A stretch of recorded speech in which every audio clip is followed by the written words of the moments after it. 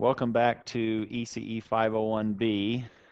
I think before office hours I actually posted another homework assignment. I haven't yet photocopied the problems themselves. Does everyone have a textbook or access to a textbook, so you kind of need me to copy those problems? I saw that and I keep checking. Did they say that the bookstore, did they say they would give you, or they were ordering any new ones or used ones? Hopefully you will be able to gain access to those, but I'll then continue to scan the problems statements so that it's clear what is being assigned, those exercises, when they come from the textbook. Today what I want to do is begin chapter 2 of Axler, which is finite dimensional vector spaces, and we will start talking or discussing what is meant by span of vectors, what is meant by linear independence once we're dealing with finite dimensional vectors.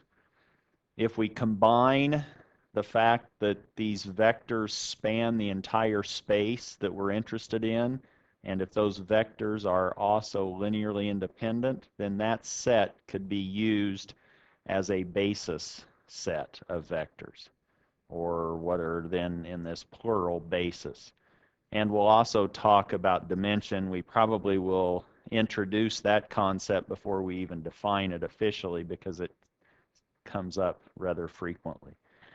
Here's where we have been and where we are going relative to the class. We started with vector spaces in a very generic or general sense. That was chapter 1 of Axler. If we specialize those vector spaces to be finite dimensional, then that's putting us into the linear algebra domain or context, and that's chapter 2 of Axler. If we go the other direction and allow those vector spaces to be infinite dimensional, then that is in the other textbook, and I'm reminding myself by posting that I need to make that available on the website, but that's then this domain of functional analysis. And the concepts are similar between the two, but it's a lot of times helpful to separate those and talk about linear algebra and functional analysis. But what we learn in linear algebra, those same kinds of concepts or ideas will be directly applicable once we get into the infinite dimensional case, which is the functional analysis. Let's start then with finite dimensional vector spaces, chapter 2. And the first thing that I had indicated we would talk about was this concept, if I could get my pen to work. Actually, it's my hand. Scan, S-C-A-N. What is this idea of scan? And we're going to be playing with lists of vectors, and by definition, a list is finite. Now, given a list,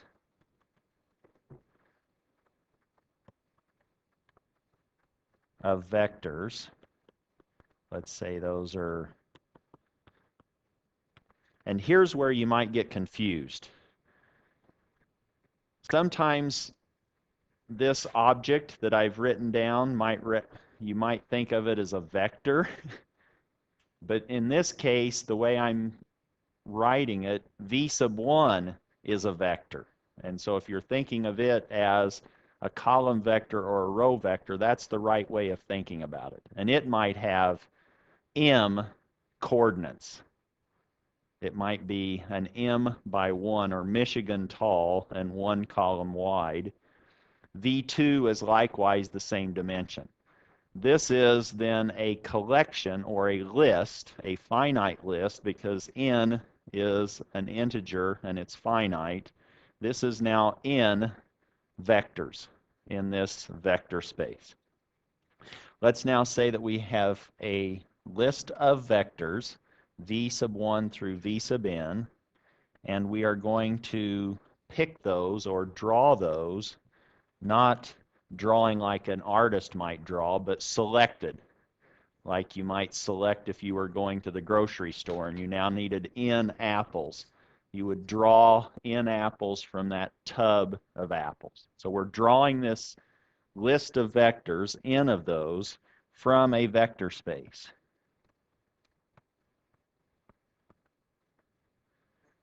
And we typically call that vector space capital V. Here's where we're now defining this term span. The span, oh, and that's an N, that's Nevada, not Michigan for the last letter. We're not going to be cooking anything with spam. We're going to be spanning this vector space or a part of the vector space. The span, so you need to make sure I'm enunciating clearly. I guess that spam may not make that much sense to some of the international students, but that's a lot of undergraduates and graduate students might survive on something in the grocery store that's spam, S-P-A-M. Oh, and that's different than what you get in your email box, right? You get spammed, and so we're not talking about that. We're talking about a span, S-P-A-N. Can I just keep going? So the span of the list is the set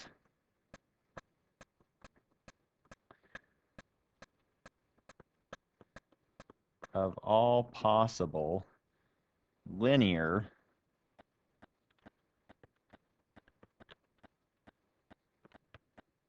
combinations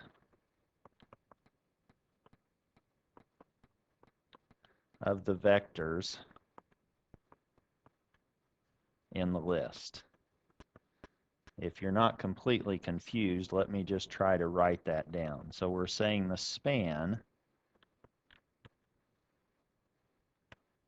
of these n vectors, that's equal to or defined to be some arbitrary scalar a sub 1 times the vector v1 plus another arbitrary scalar drawn from our field of scalars, script f, or whatever, block letter f, however you want to view that, plus a sub n v sub n, such that all of these a's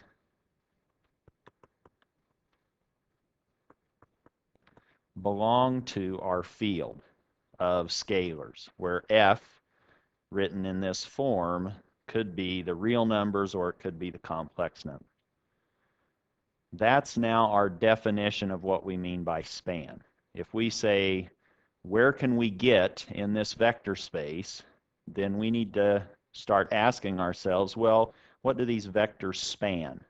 And what they span is all of the possible locations in the vector space that can be created by linearly combining those vectors, by linearly combining them using the scalars of our field, script f.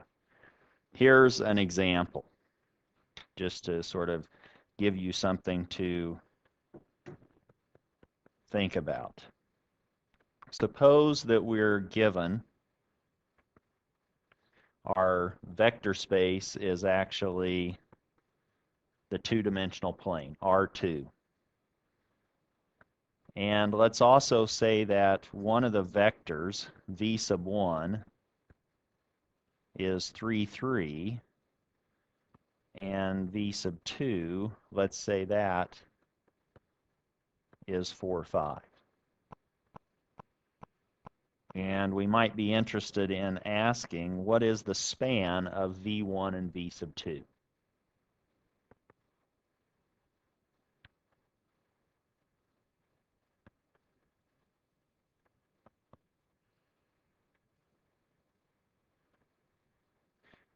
What you might want to be doing is actually graphing this or thinking about this visually.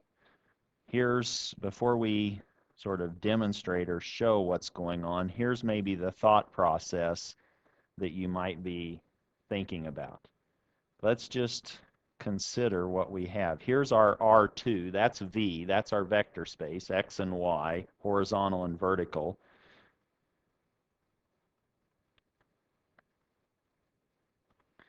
And we've now said that we have two vectors in that vector space. The first one, V1, was over horizontally 3 and up 3. Let's say it's right here. And V sub 2 is over 4 horizontally and up 5. And you can hopefully be a little bit better at drawing this than I am. And now I'm stuck on 5, but that was V sub 2. And what you should be thinking about now is, if I'm interested in the span of those vectors, are they aligned? Are they on top of each other? And if they are, then you're not going to span maybe the entire space. In this case, they're not quite on top of each other, so you can actually represent any point in R2 by the combination of V1 and V2 because they are a little bit off from each other. So we should be able to find any, if I say get me to this point, then you should be able to scale V1 and scale V2 to get me to that point. Which if you were really crude in how you were doing that, you could say, oh, go up V1 and then, well, maybe that's not going to work, is it? Because we need to somehow attach this with that in the appropriate ratios to get me to this point. Is that clear as far as what we're trying to do? That's the thought process. So let's look at a solution and see if we can sort of verify our thinking. If we can prove to ourselves in a more general way that indeed V1, V2, the span of V1, V2 is all of our vector space R2.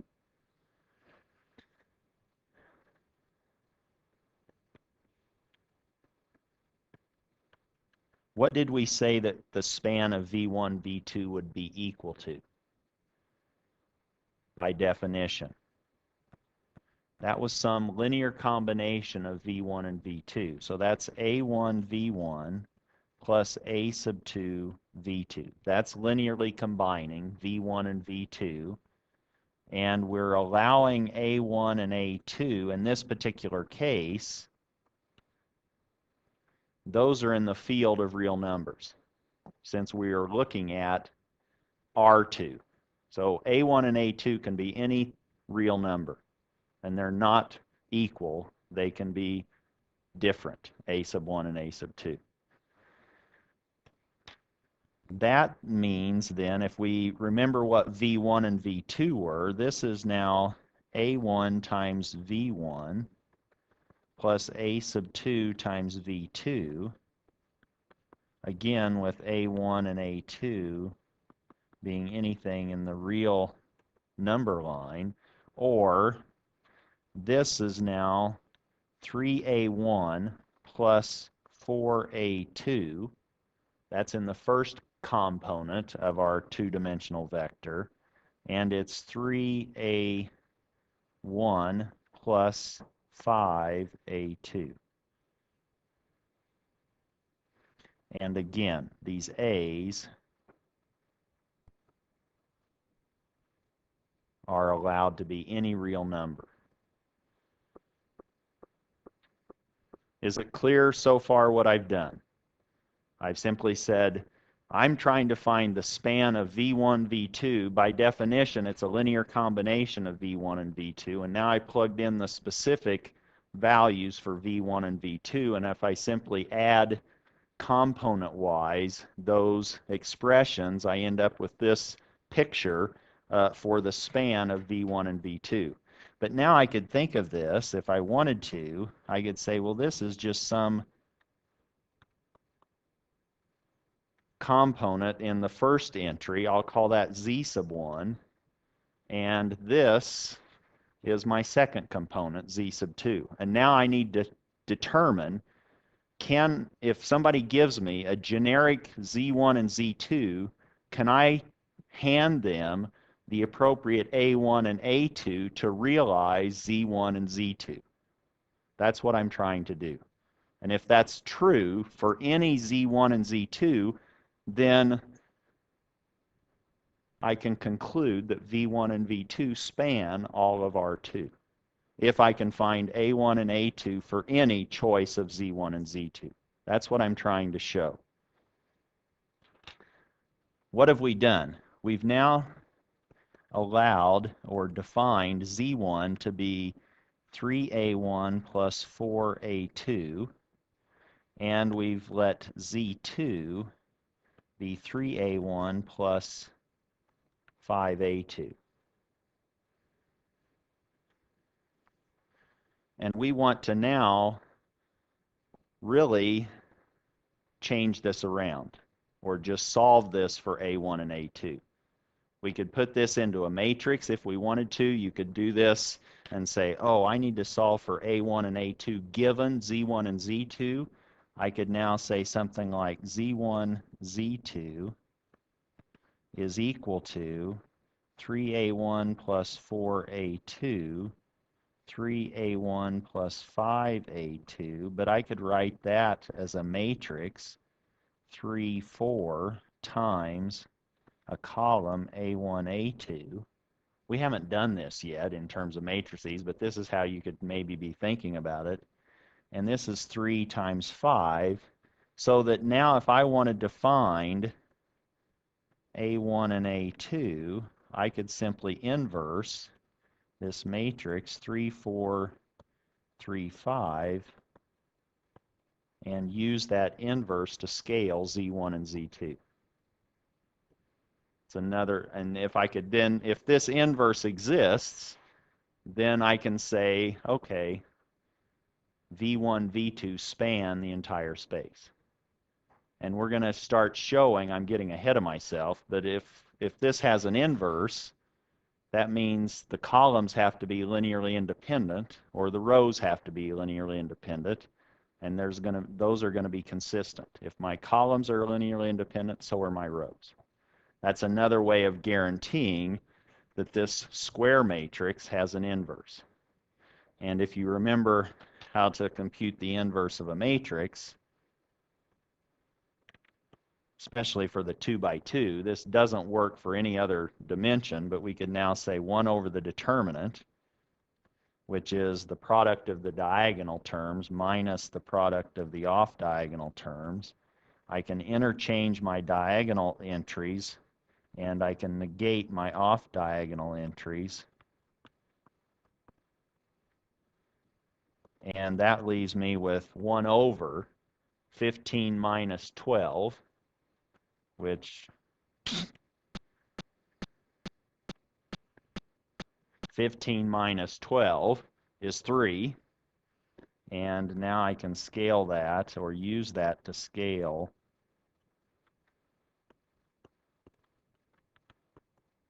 my Z1 and Z2 such that A1 and A2 is equal to 5/3 Z1 minus 4/3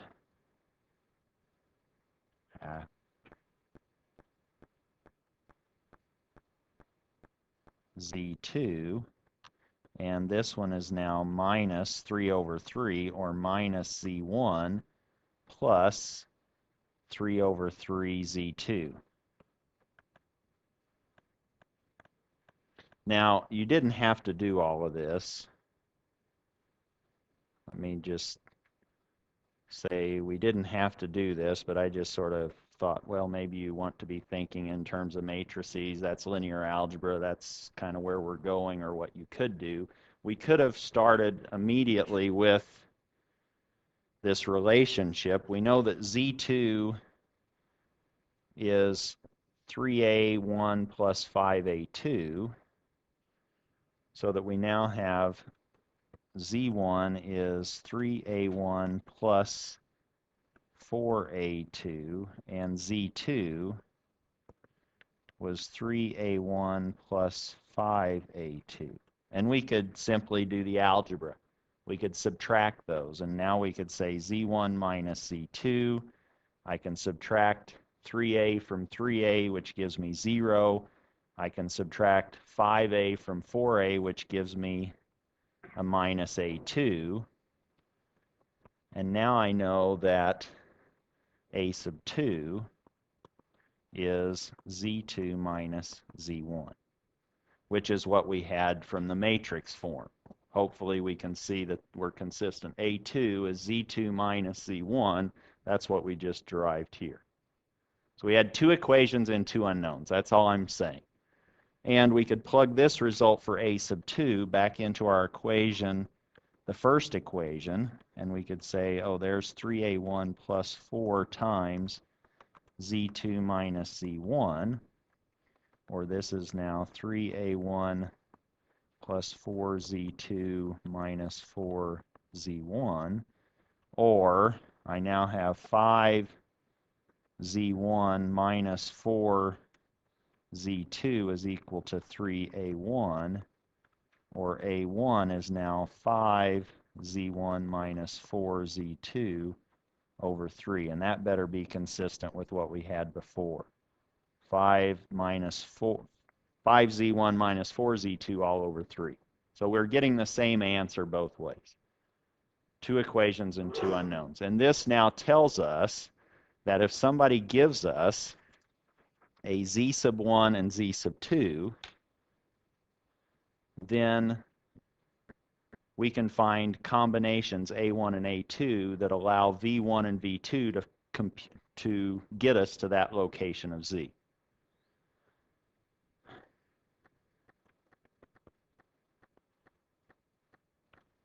Therefore, for any choice of Z1 and Z2 that are real,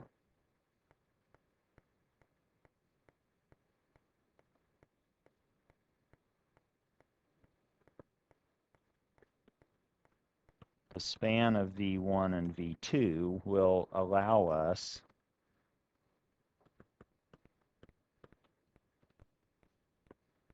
to get there.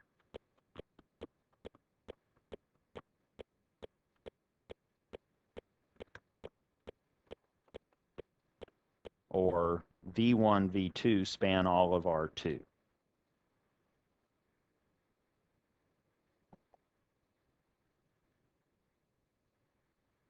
Is that clear?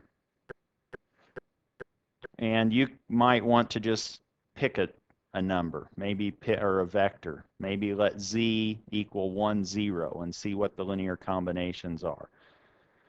Meaning if somebody now said, well, what's an example within an example? If they said, suppose I wanted to get to 1, 0, 1 on the x-axis from my A1 or from my V1 and V2 that I started with, you should be able to show that A1 equaling, hopefully I can find this in my notes, 5/3 and A2 equaling minus 1 will get us to Z. Meaning Z equal to 1, 0 better be equal to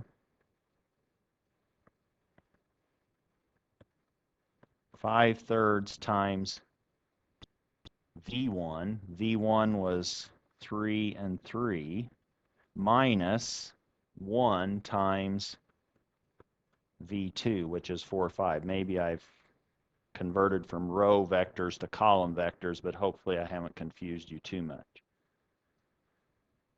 And is the algebra going to work? The top one gives us 5 minus 4. Good. The bottom one gives us 1. Gives us 5 minus 5, which is 0. So we're okay. That's an example within an example. That's what we mean by span. Let's look at a proposition. Now that we've talked about span, the span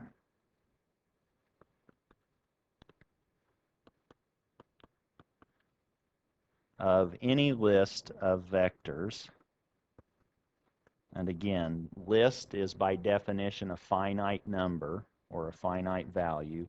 The span of any finite amount of vectors in V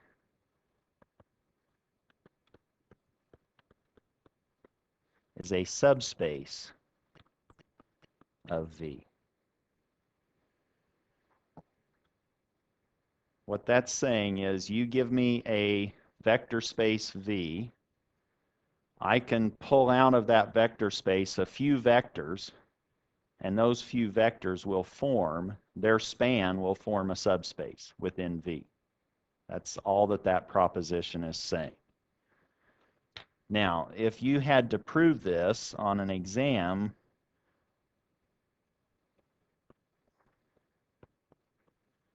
what might you be thinking? First, you need to remember what's needed to show that something's a subspace, right? What is needed to show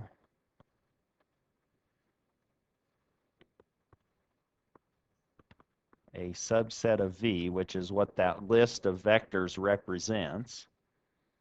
What is needed to show a subspace or a subset of V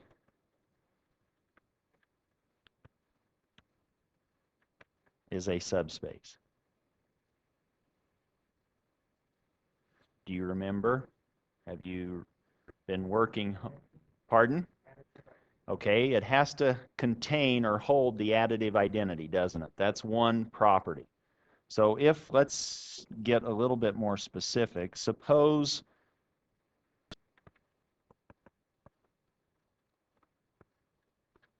whoops, we haven't yet concluded that it's a subspace. Suppose that U, that's our collection or our list of vectors from V. Suppose U is the subset.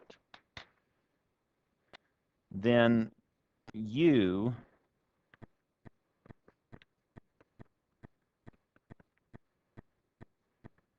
needs to possess three properties, doesn't it? And the first property is that U holds or contains or has as one of its elements the additive identity.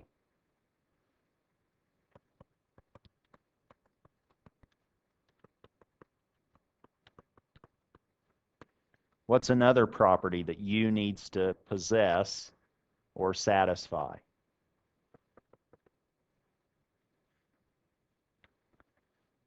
That should have been clearly heard on the microphone, that answer.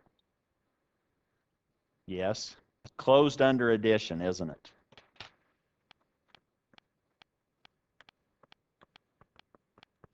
And once you've heard that, then you know what the third one is.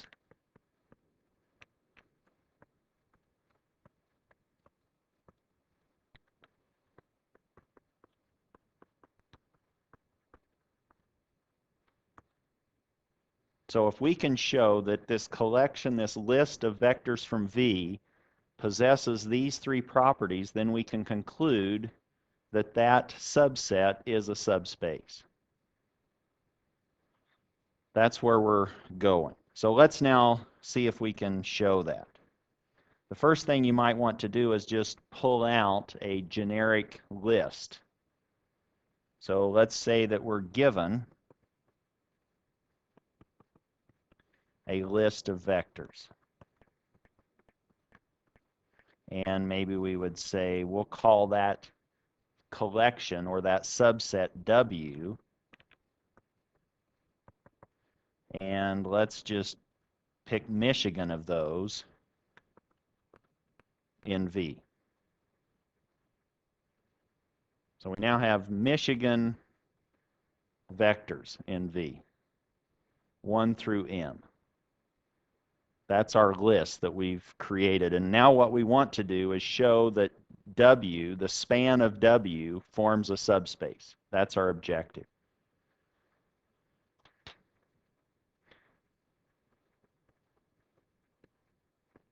What's the span of W by definition that we just defined at the beginning of class?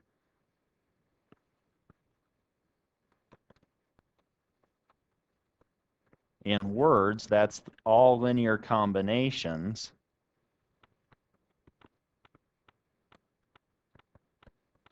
of the vectors v sub I in V.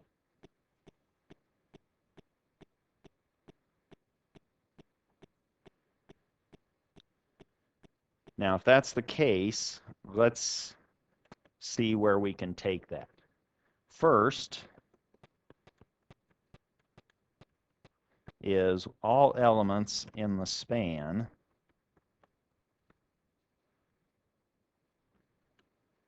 of W are elements of V. Is that true? And how come we can say that? V was our original vector space, and what do we know about V? If it's a vector space, then V needs to be closed under all linear combinations of the vectors from V, right? That's by definition of the vector space. And a linear combination is then just a way of concatenating or combining the addition property and the scalar property and saying that it's closed under those two properties. All elements in the span are elements of V.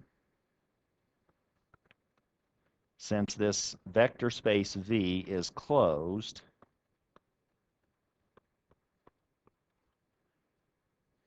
under addition, vector addition, and scalar multiplication. And that's because every vector space is a set of some objects or set of elements with two operations, addition and scalar multiplication.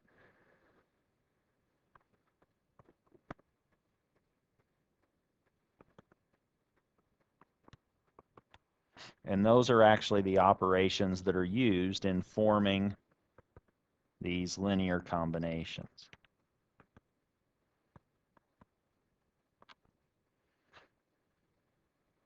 So now we can say then that the span of that set of vectors, which we combined and called W, that is a subset or contained in the vector space V. And that now allows us to conclude that the span of W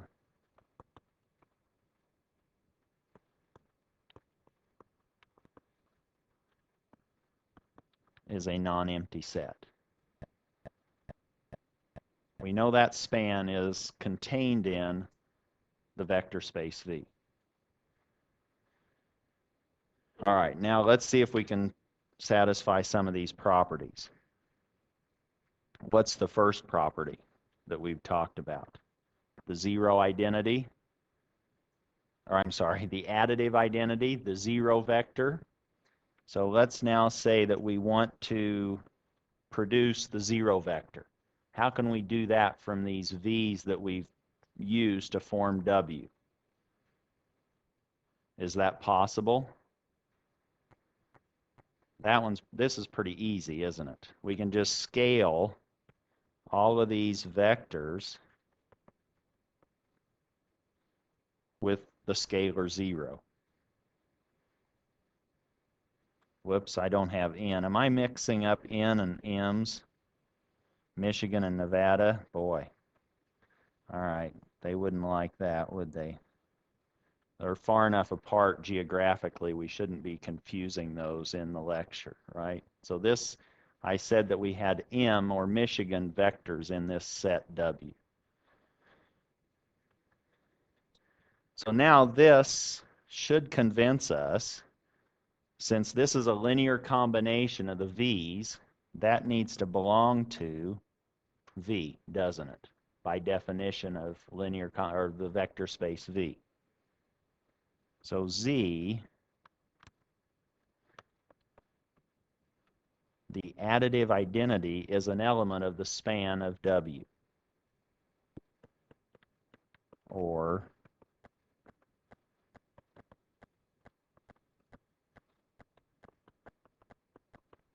the additive identity exists.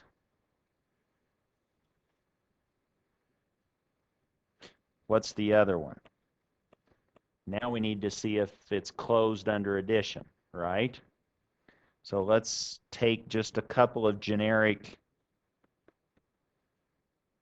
vectors from the span of W. Suppose we take W1 and W2 that are both in the span of W.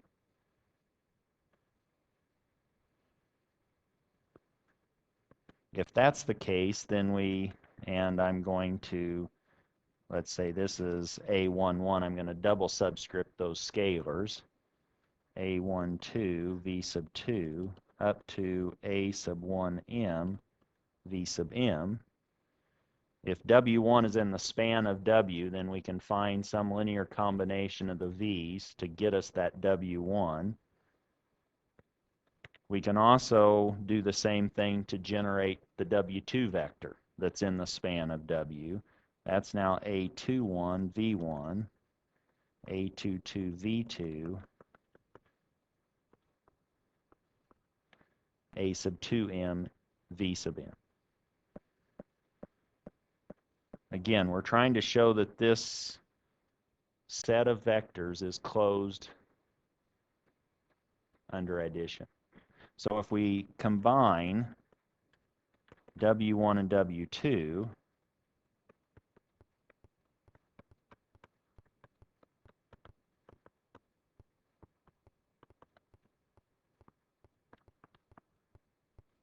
we can see that really all we're having to do is combine those scalars. And those scalars, since they're coming from a field, that's closed under addition, isn't it?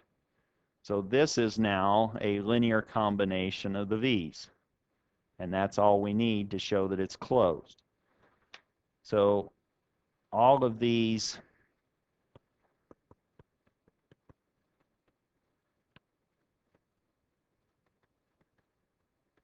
coefficients, the A11 plus A21 dot dot dot all the way down to A1M plus A2M, all of these coefficients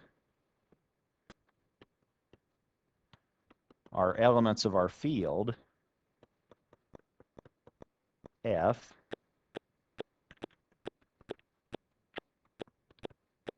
since F is a field, and a field by definition is closed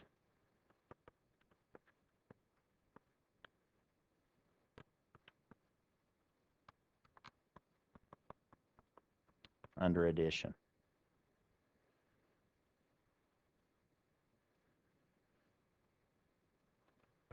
Which now says that this sum, W1 plus W2,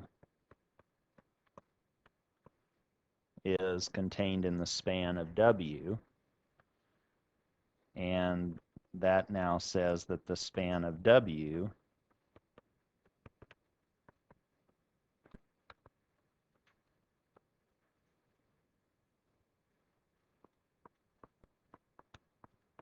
is closed under addition. So now the span of W contains the additive identity. It's closed under addition. We just need it to be closed under scalar multiplication, and then we can say that the span of W is a subspace.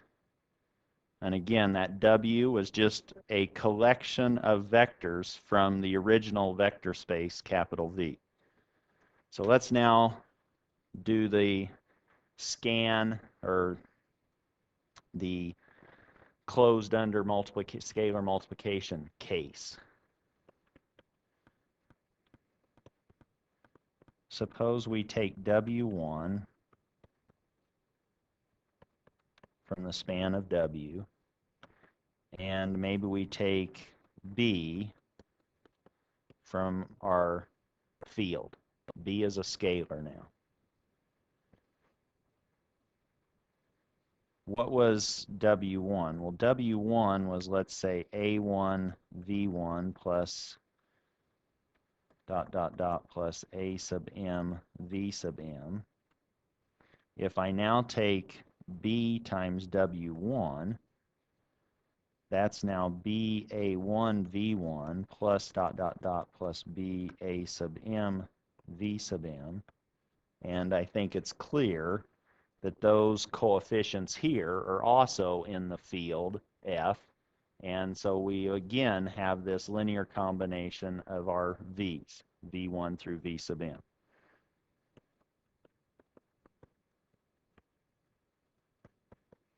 So those BA sub J's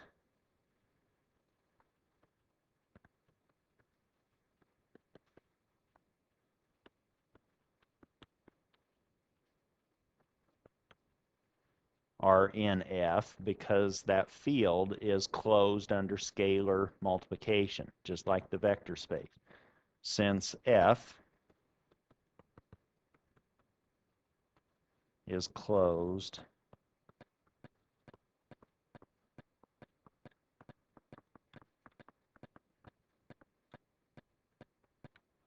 under scalar multiplication.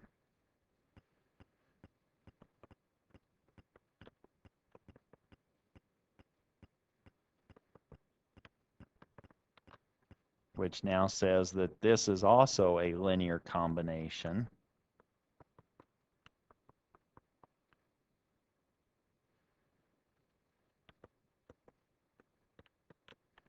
of the, let's say, V sub i's.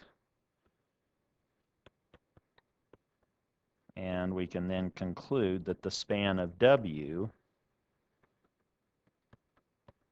since it's again closed, or a linear combination of the V's, is where that ends up when we do a scalar multiplication on any vector in the span of W, then span of W is closed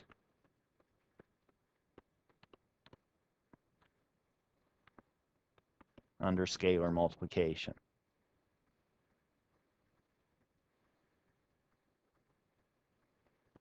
Now, if I could do that, therefore, a little bit more bold, I would say, yes, we're done, right? We've shown the three properties. It contained the additive identity, it was closed under vector addition, and it was closed under scalar multiplication, which now allows us to conclude that the span of W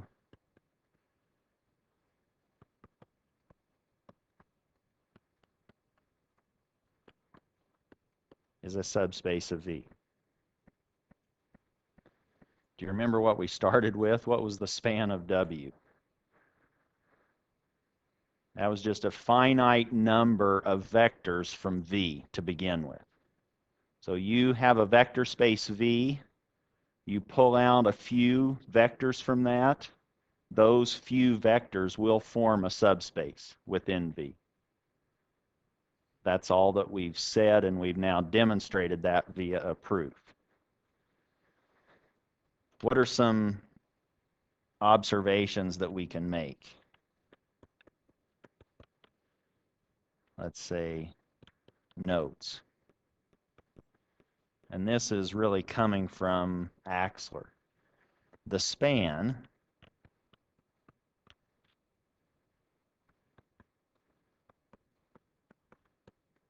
of a list of vectors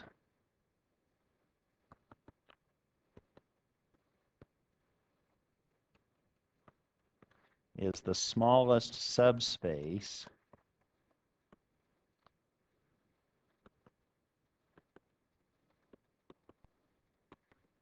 that contains those vectors.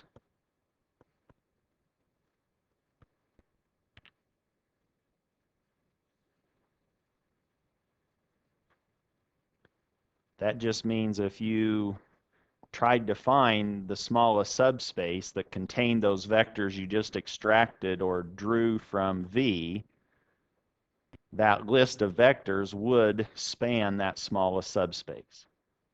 That's what that's saying. And you could then say that there's a relationship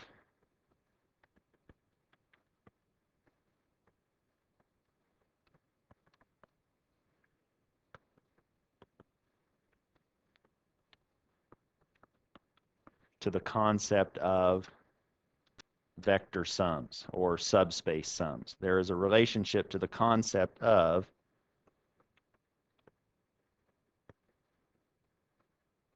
subspace sums. What do I mean by that? If W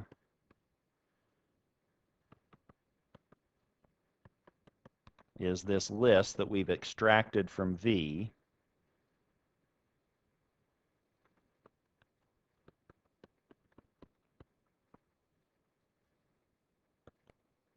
well, actually, let's just say, let's let W, if W is the list of all vectors in subspaces, let's say U sub 1 and U sub 2. So you've now pulled together two subspaces from your original vector space V, and you're calling those U1 and U2. Now we're saying let's pull that list of vectors together that create U1 and U2 and put those into this set W, little w.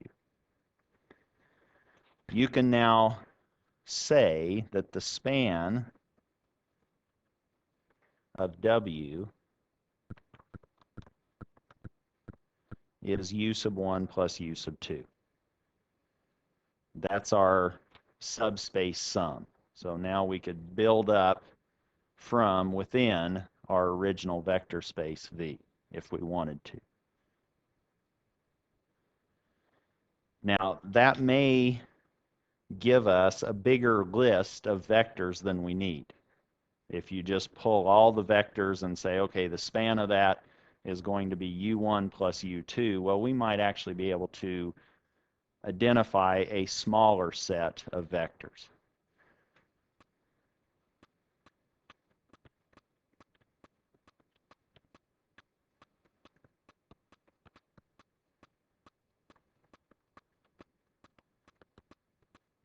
So we will soon see that this spanning set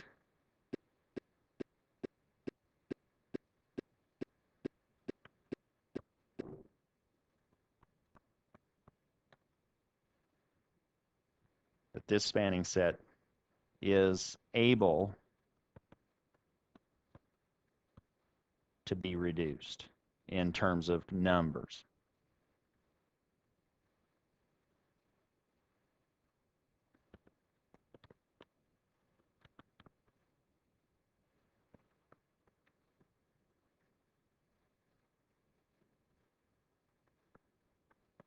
So that's one idea, that we can actually build up a subspace from a collection of subspaces. Now, what we want to do is actually introduce one more term when related to span, this word span. So here's some terminology. Here's what we agree to live by. If we find that this collection of vectors, let's now say maybe it's different in numbers. Before we had Michigan vectors, now we have Nevada vectors. Suppose that the span of Nevada vectors actually equals this entire vector space V. Before it didn't have to when it was M, big.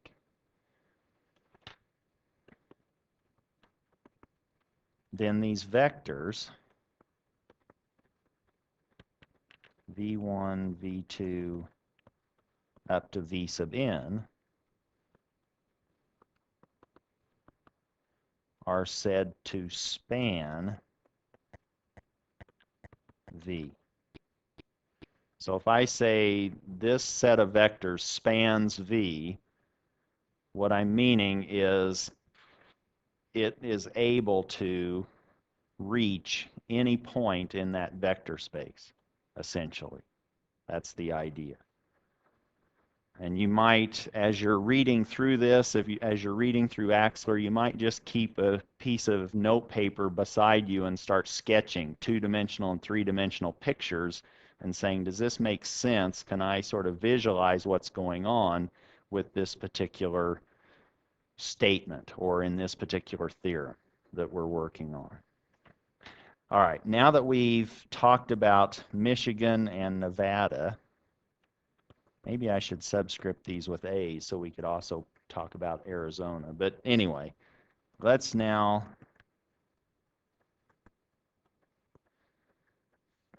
introduce this idea of dimension, and we'll actually come back to this more carefully at the end of chapter 2. But we've been playing with it a little bit. Let's just talk a little bit now. A vector space V is said to be finite dimensional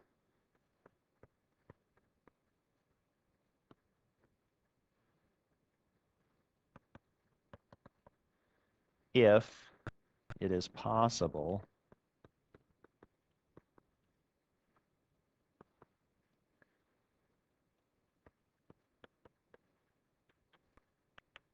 to construct a finite length list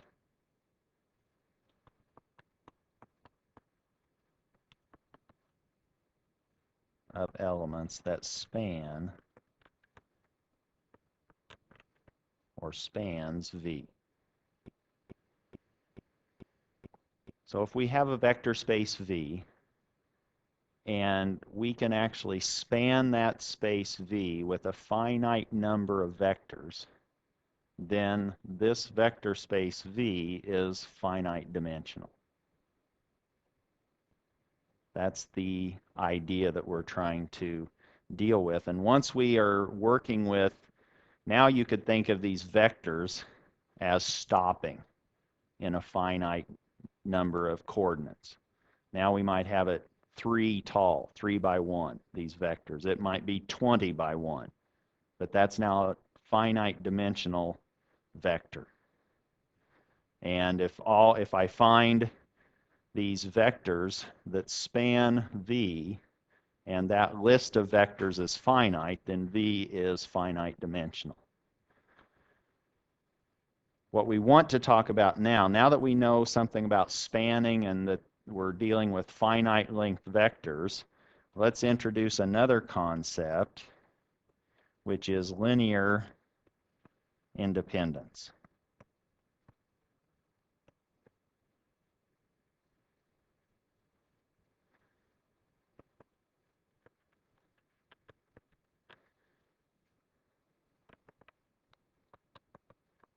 Suppose we again have a list of vectors, v1 up through v sub n.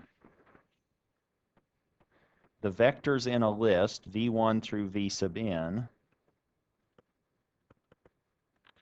are said to be linearly independent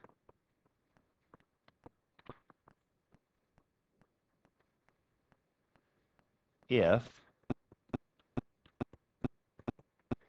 the only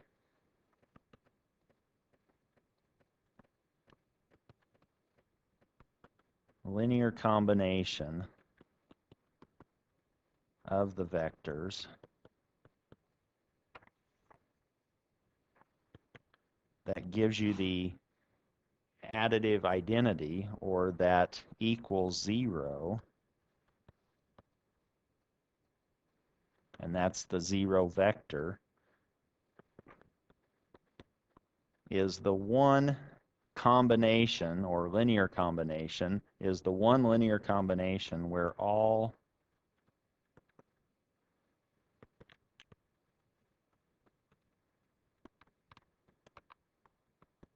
the coefficients are 0.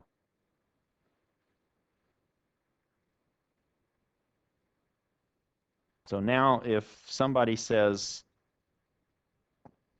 given a list that's n long, I want you to form a linear combination of those vectors and create the zero vector. If the only way that you can do that is by making each of these, weighting each of these with a scalar 0, then you know that this set of vectors is what we call linearly independent. In an equation form, you could write that this way. You could say A1 V1 plus A sub 2 V sub 2 all the way to A sub n V sub n is equal to 0 if and only if A sub 1 is equal to A sub 2 is equal to A sub n is equal to 0.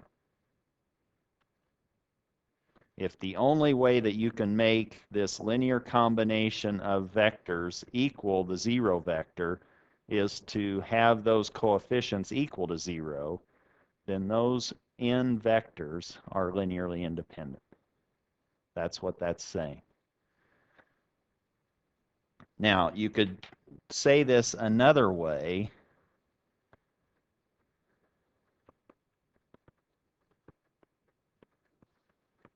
And this turns out to be equivalent to saying none of the vectors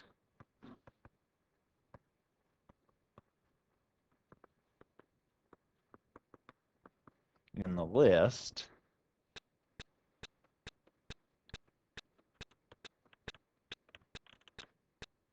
can be written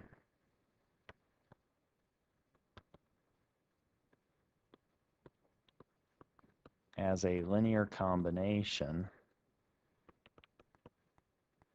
of the other vectors or the remaining vectors.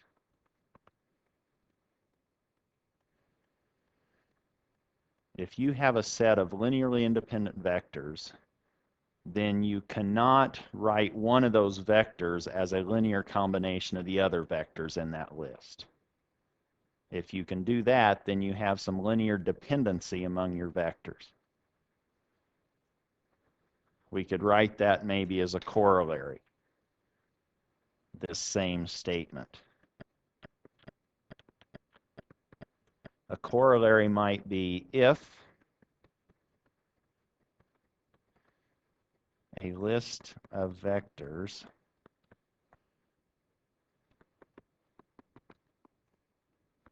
is linearly independent, and now what you might think when you're reading that is, oh, A1 V1 plus A2 V2 plus dot dot dot plus A sub n V sub n equals 0. The only way that can happen is for the A's to equal 0. That's sort of what we're saying here. If a list of vectors is linearly independent, then none of these vectors can be written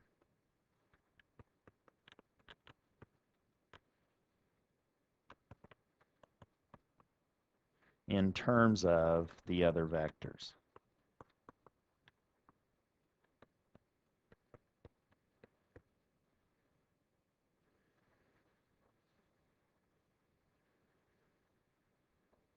So if I give you 4 vectors, v1, v2, v3, and v4, and I say they're linearly independent, then you should not be able to find a linear combination of v1, v2, and v3 that will equal v sub 4 or any other vector in that mix.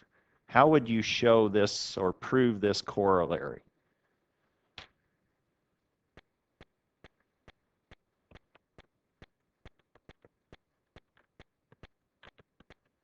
Are you starting to think a little bit more about proofs? Maybe this first homework assignment didn't have you doing too much of that yet.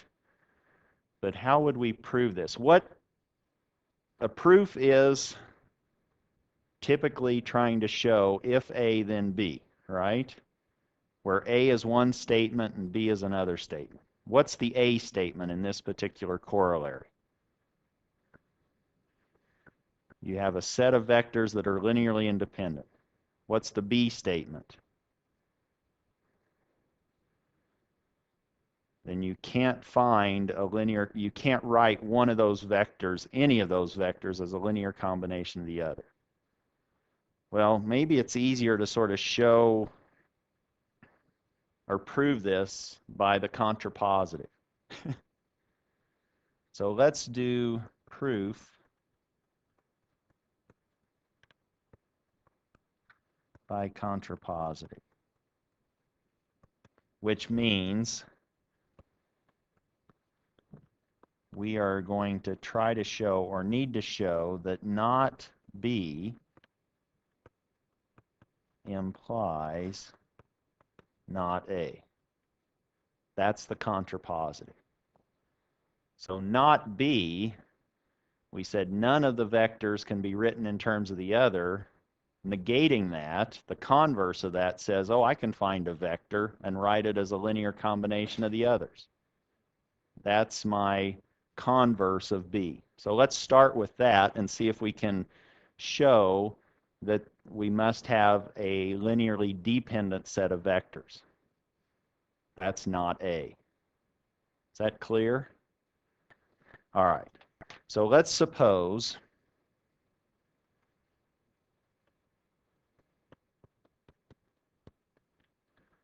the list of vectors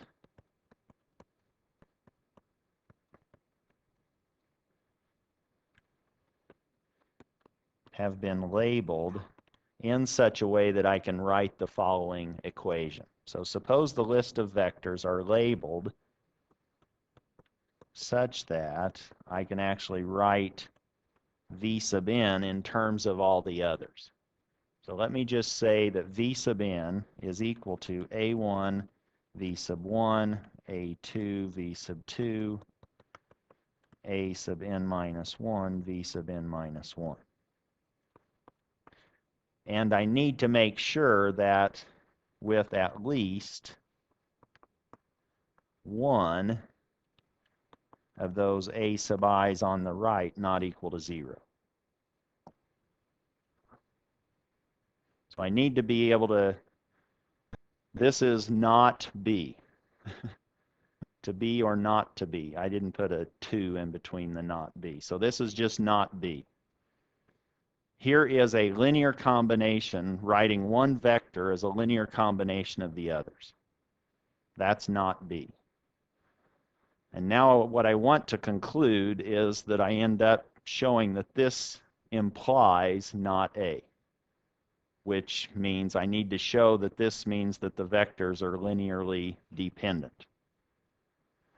All right, so now here's V sub n equal to a linear combination of the first n minus 1 vectors.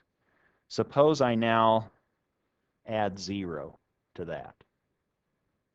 Or what if I subtract V sub n from both sides? That's the same thing as adding 0 to that equation. Let me say V sub n minus V sub n on the left, and hopefully it's clear that that's going to be the 0 vector. Now on the right, I have A1 V1 plus A sub 2 V sub 2 plus A sub n minus 1 V sub n minus 1 minus V sub n.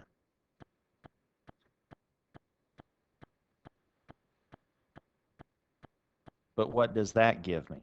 That now gives me a linear combination of these V's equaling 0. Right? So now I have A1 V1 plus A sub 2 V sub 2 plus dot dot dot A sub n minus 1 V sub n minus 1 minus V sub n is equal to 0.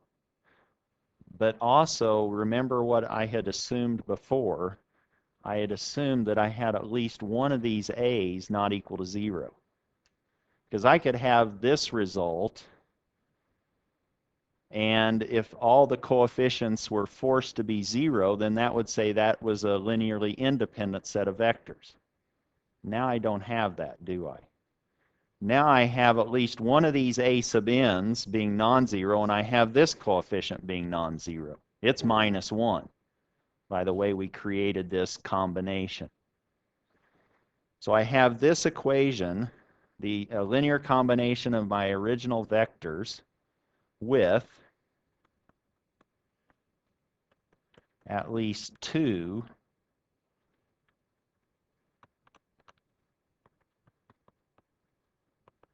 coefficients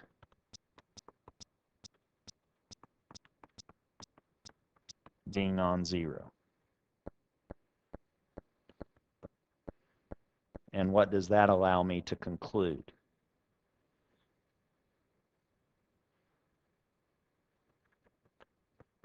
That's not a linearly independent set of vectors, is it? So it has to be the opposite of that, which is that list of vectors v1 through vn must be linearly dependent, which implies then that the list of vectors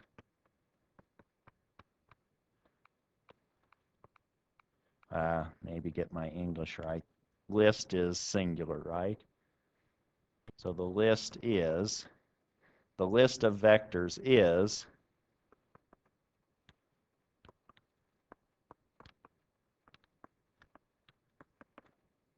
linearly dependent. And that is not A. And that is my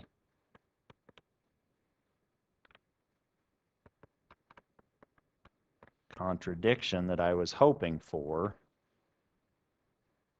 And so I've now shown that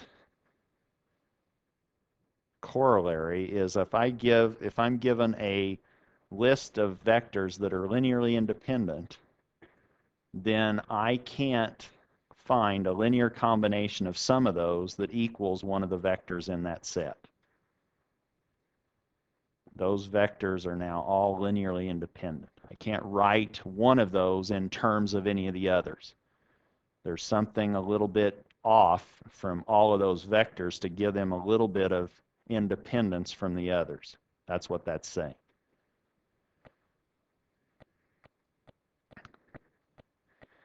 Here's a question to consider.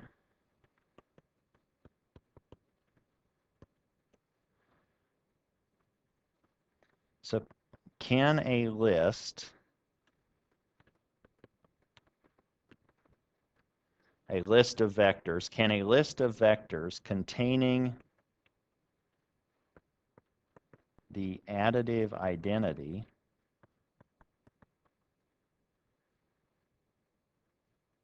so a list of vectors containing the 0 vector,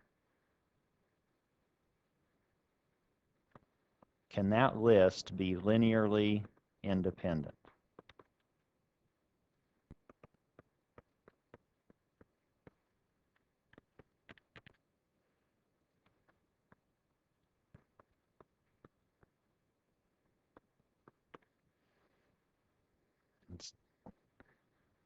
So instead of to be or not to be, this is why or not why, or why or why not, right?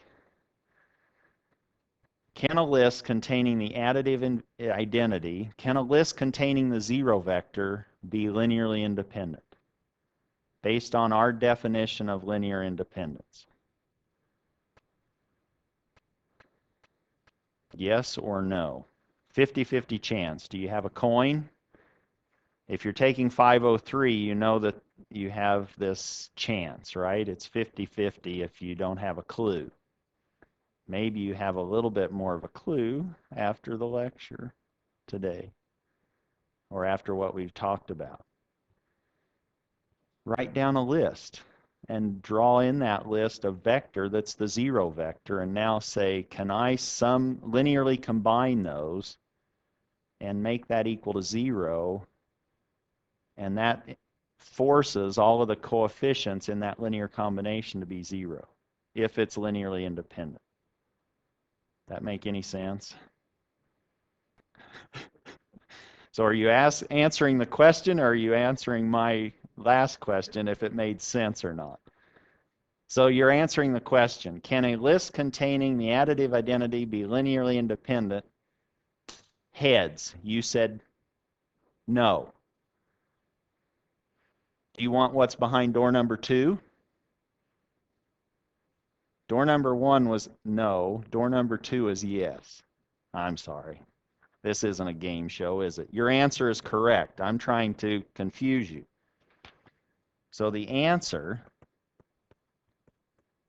to that original question is no.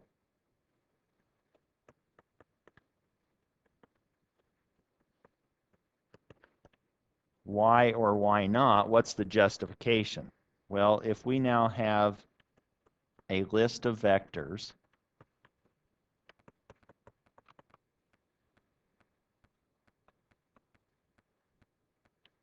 and let me make this last one the additive identity, 0.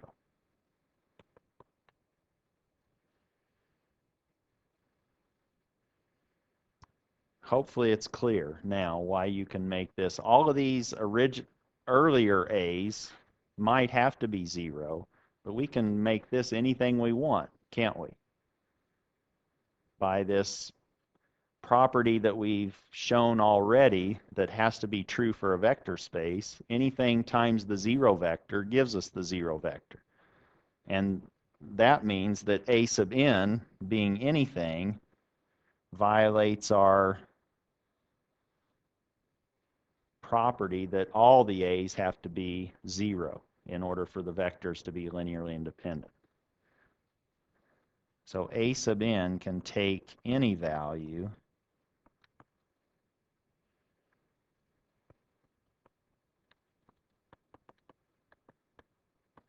without modifying the sum or without affecting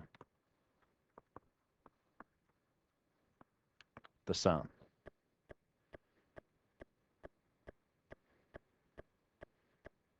Now, we've been talking about linearly independent vectors and the converse, linearly dependent vectors. Axler, the book, has a big section on the linear dependence lemma, and that's where we want to go now. Let's look at the linear dependence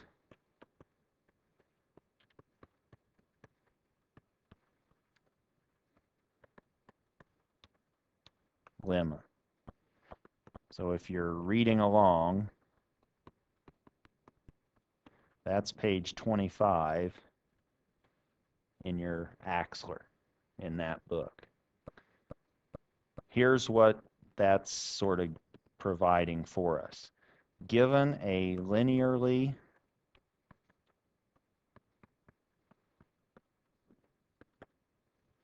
dependent list,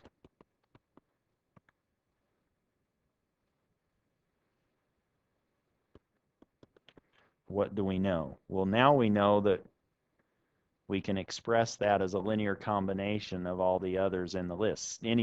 Some vector in there I can write as a linear combination of the other vectors in the list. It is possible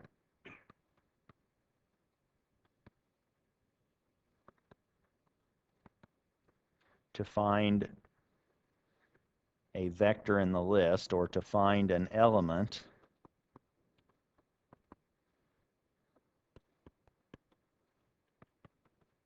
of the list that you can write, or that is expressible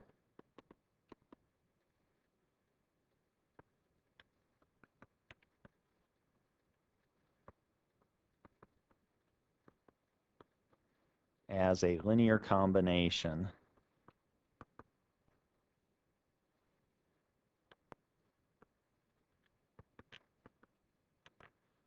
of the remaining elements in that list.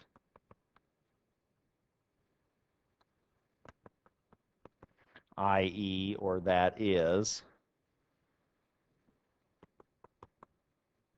that element that you've written, it's in the span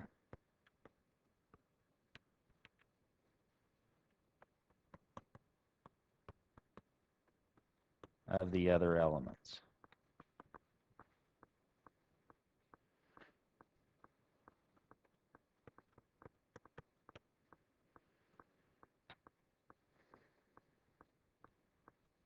Do you have an idea of how you might prove that? So if you have a linear, so what we're starting with is a list that's linear dependent. Now we can take some element from that list, a vector from that list, and rewrite that or express that as a linear combination of the other elements in the list. Well, we just kind of proved that before, didn't we? So the proof would be similar to what we just worked through. So let me just default to that and say this proof is similar